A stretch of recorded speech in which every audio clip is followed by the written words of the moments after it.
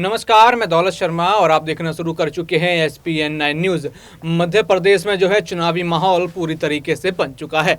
प्रियंका गांधी जो है अपनी कई रैलियां वहां कर चुकी हैं और जनता का विश्वास फिर से कांग्रेस के ऊपर उन्होंने दिलाया है, क्योंकि मध्य प्रदेश में देखा गया था जनता को 2018 पर भी जो है कांग्रेस के ऊपर विश्वास था और उन्होंने कांग्रेस को वोट दिए थे। और शिवराज सिंह की सरकार देखी गई थी कि पूरी तरीके से फेल रही और 2018 का चुनाव हार गई थी। मगर सिंधिया जो हैं माफ़ कीजिएगा, सिंधिया जो थे शिवराज का हाथ बने और उन्होंने वहाँ पे सत्ता काबिज करवाई।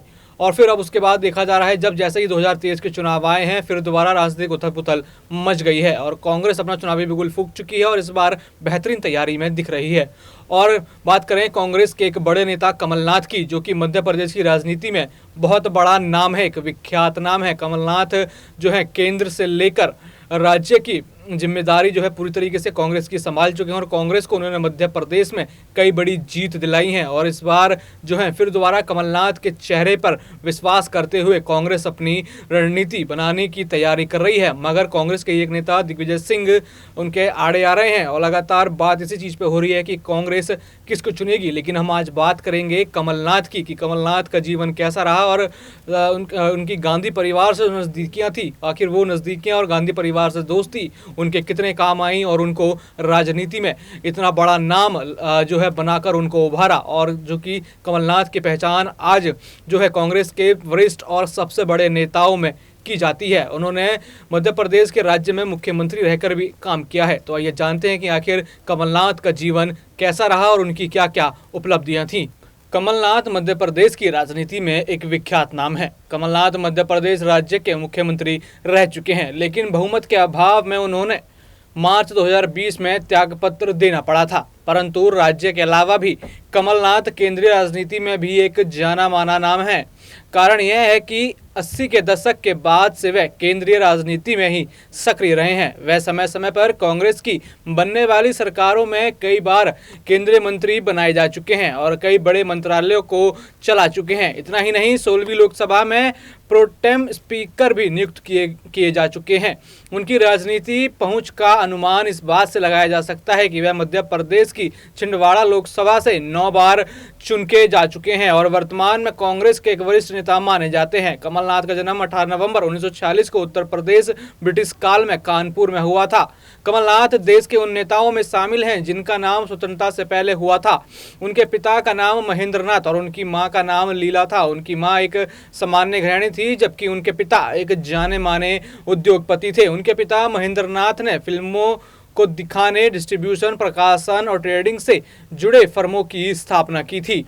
कमलनाथ धनी घर से हैं और उनके दादा केदारनाथ भी व्यापारी थे। उनका गहनों का व्यापार था। बताया जाता है कि कमलनाथ के जन्म के कुछ समय बाद ही उनका परिवार बड़े व्यापार के अवसरों की तलाश में कानपुर छोड़कर बंगाल में जा बसा और उनके दादा केदारनाथ ने पहली अतरछेड़ी गांव में कोठी खड़ी की, जो अभी भी वहां है। बाद में उनका परिवार गांव छोड़कर बंगाल की राजधानी कोलकाता में जा बसा।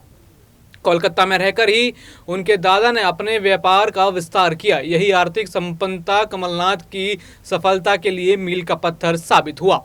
कमलनाथ की राजनीतिक यात्रा आपको बता दें, शुरुआत वैसे तो 80 के दशक से आरंभ माना जाता है, मगर वह 70 के दशक से ही कांग्रेस के शीर्ष परिवार से जुड़ चुके थे। इसलिए उन्हें राजनीति में, विशेषकर कांग्रेस में, अन्य सामान्य नेताओं की भांति कोई पापड़ नहीं बेलने पड़े। कमलनाथ ने अपने जीवन का पहला चुनाव 1980 में मध्य प्रदेश के छिंदवाड़ा लोकसभा क्षेत्र पर हुए विजय के साथ की थी। इसके बाद कमलनाथ लगातार आगे ही बढ़ते रहे। 1985 में दूसरी बार 8वीं लोकसभा के लिए, वर्ष 1889 में 9वीं लोकसभा के लिए तीसरी बार और फिर 1991 में 10वीं लोकसभा के लिए छिंदवाड़ा के सांसद के रूप में चुने गए। खेती वाली बात की जाए तो उनकी संपत्ति की, तो उनके पास कुल 36,15,559 करोड़ रुपए की खेती वाली जमीन है। कमर्शियल बिल्डिंग की बात करें तो 48 करोड़ 32 हजार रुपए जो है उसका अंदाजा लगाया जाया है। और उनके पिछले उसकी बात करें, जो कैश उन्होंने बताया था, करीब 2 करोड़ 49 लाख और 358 रुपए उनके पास जो है कैश थे। उनके बॉन्ड्स और शेयर्स की बात करें, ये बात हम आपको उनकी संपत्ति की बता रहे हैं, तो 12 करोड़ 54 लाख 641 करोड़ रुपए तक है।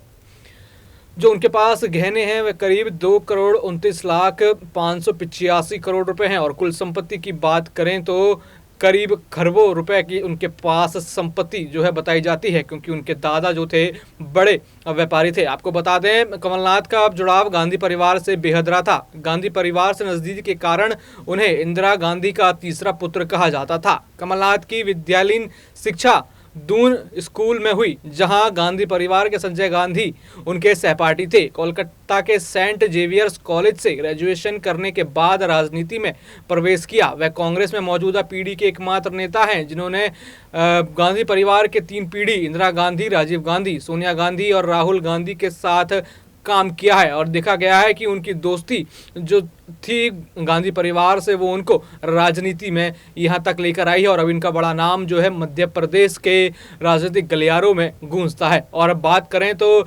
2023 के अंत तक मध्य प्रदेश में चुनाव आने हैं और फिर दोबारा कमलनाथ के चेहरे को लेकर यहाँ कांग्रेस पक्की दिखाई दे रही है, मगर कांग्रेस के नेता दिग्विजय सिंह कहीं ना कहीं उनकी अड़चन बन रहे हैं। तो और ये कन्फ्यूजन भी देखी जा रही है कि कांग्रेस चुन नहीं पा रही कि कमलनाथ के ऊपर विश्वास किया जाए कि दिग्विजय सिंह के ऊपर विश्वास किया जाए। और लगातार यही जो कंफ्यूजन है कांग्रेस को कहीं ना कहीं मध्य प्रदेश चुनाव से पहले एक अटकलें डाल रही हैं, एक तरीके से जो है उनको रोक रही है कि आखिर किस तरीके से अपना चुनावी कैंपेन शुरू करें, किसको मुख्य चेहरा बनाया जाए। और भी ऐसी खबरें जानने के लिए देखते रहिए SPN9 न्यूज़। धन्यवाद।